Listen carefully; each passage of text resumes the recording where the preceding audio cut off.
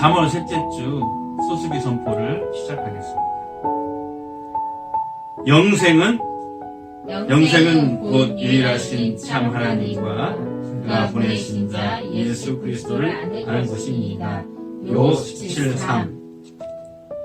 하나님이 말씀하신 최초의 복음은 내가 너로 여자와 원수가 되게 하고 내 후손도 여자의 후손과 원수가 되게 하느니 여자의 후손은 내 머리를 상하게 할 것이요 너는 그의 발꿈치를 상하게 할 것이라. 15. 상상 15.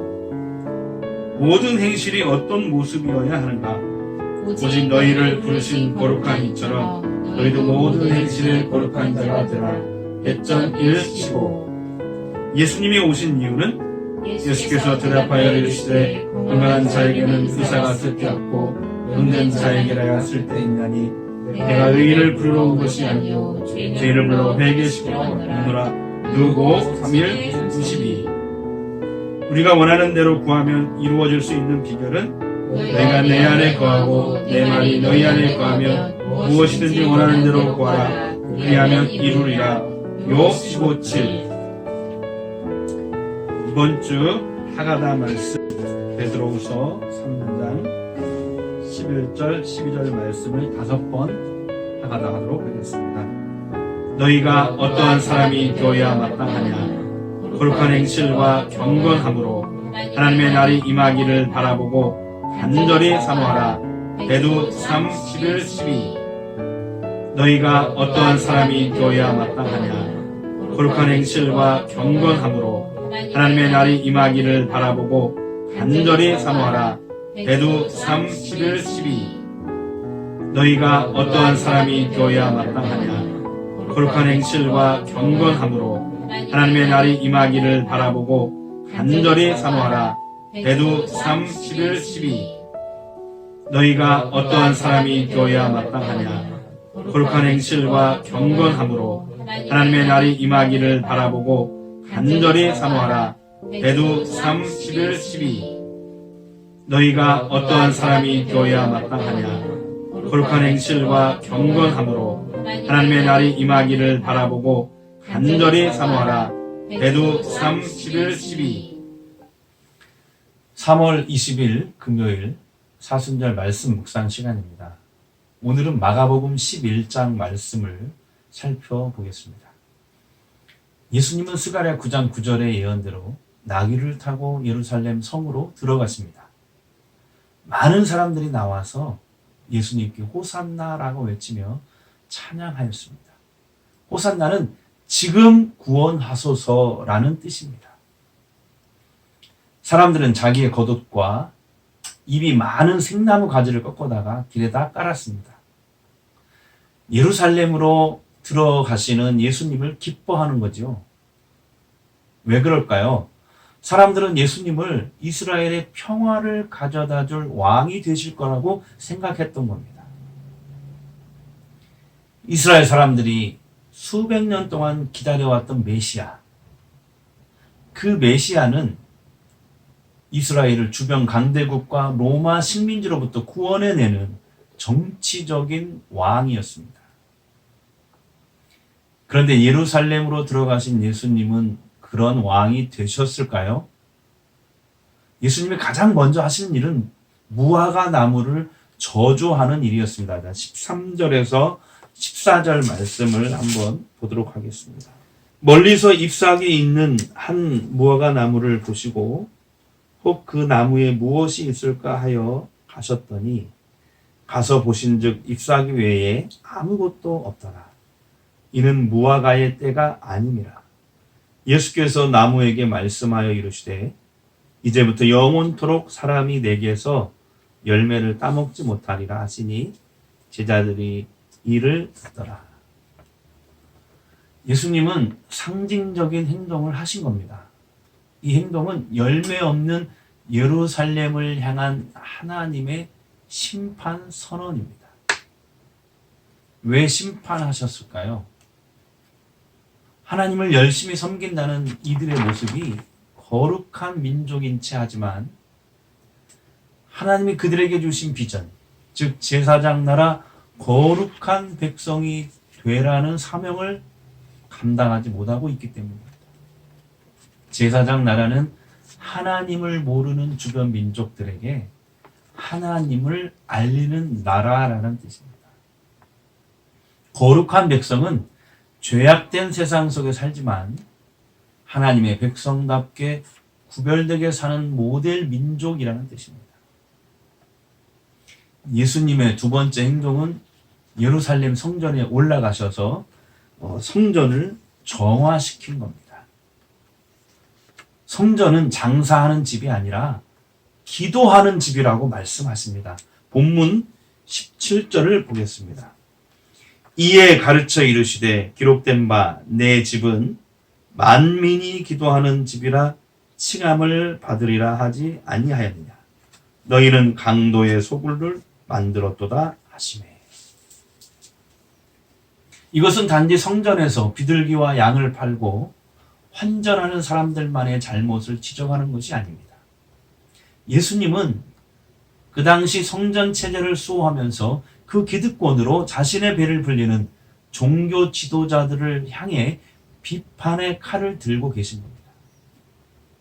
그러자 대제사장과 율법학자들과 장로들이 예수님을 찾아옵니다. 그리고 예수님께 묻습니다. 당신이 이런 일을 할 수 있는 권한을 준 사람이 누구냐?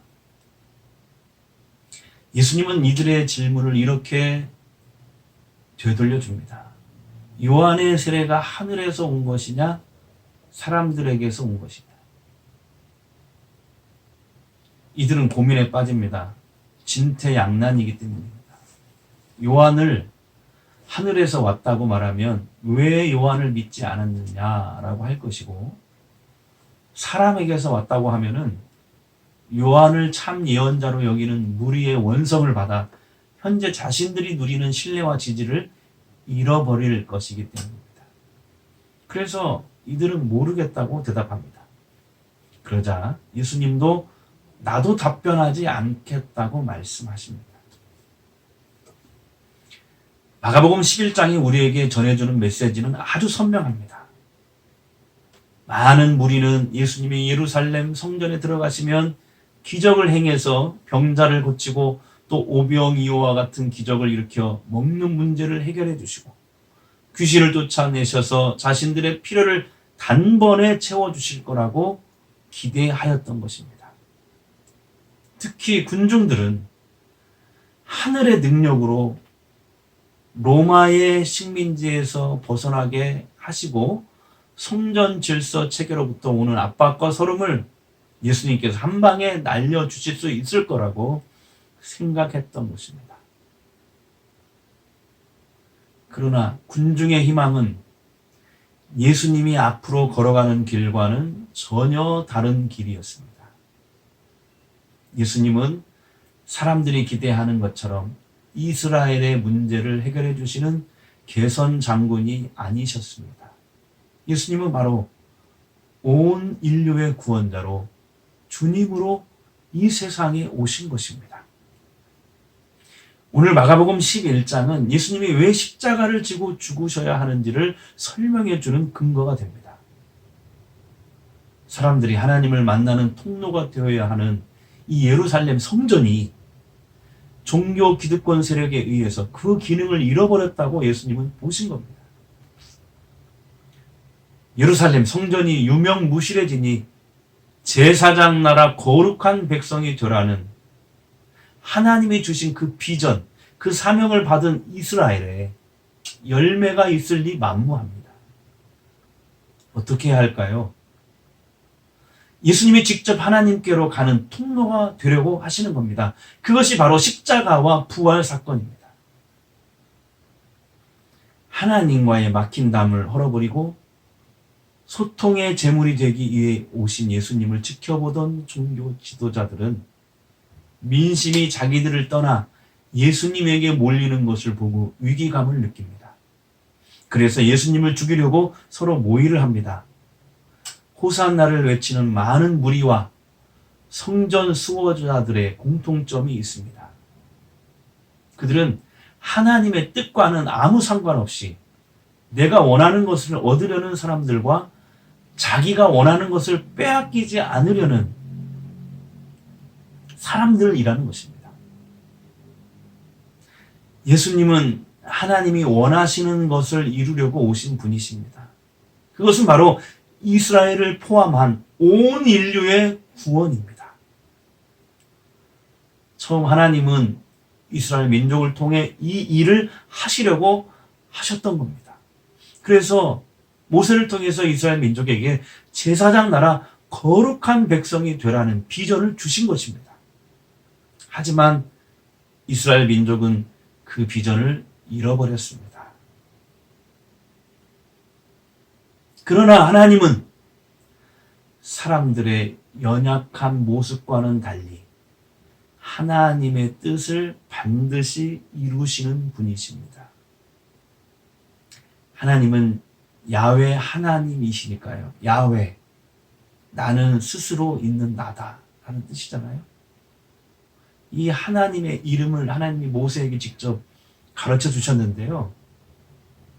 이 하나님의 이름 야훼는 무슨 뜻이 있냐면 나는 내가 이루고자 하는 것을 반드시 이룬다는 뜻이 담겨져 있습니다. 여러분, 하나님의 뜻과 말씀에 귀 기울이며 살아가십니까? 내가 원하는 것이 아니라 내가 소중하다고 여기는 것을 지키기 위한 삶이 아니라 하나님의 나라와 그 의를 이루는 일에 저와 여러분이 쓰임받을 수 있게 되기를 바랍니다. 그것이 삶 속에 작은 일이라도 주의 길을 가십시오. 하나님의 뜻을 이루는 성도님들이 다 되시기를 주의 이름으로 축복합니다. 기도하겠습니다. 하나님, 예수님께서 예루살렘 성에 입성하셨을 때 많은 군중들이 나와서 환영하고 찬양하였습니다.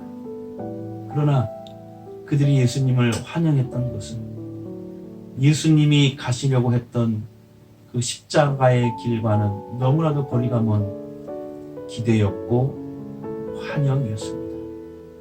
예수님은 이스라엘의 문제를 해결해 주시기 위해서 오신 개선 장군이 아니었고 이스라엘을 포함한 온 인류의 구원을 위해서 죄로 인해서 하나님과 소통할 수 없었던 우리들을 다시 하나님과 연결시키기 위해서 십자가의 길, 그 길을 가시려고 예루살렘으로 입성한 줄 믿습니다. 우리의 삶 속에서 작은 일이라도 주님의 뜻을 이루며 하나님의 나라와 그 의를 이루는 삶을 사는 우리 성도들이 되기를 원합니다. 하나님, 우리들을 붙들어 주시옵소서. 오늘 하루도 하나님께서 은혜를 주시고 성도들의 가정을 지켜주시고 인도하여 주옵소서. 예수님의 이름으로 축복하며 기도합니다. 아멘.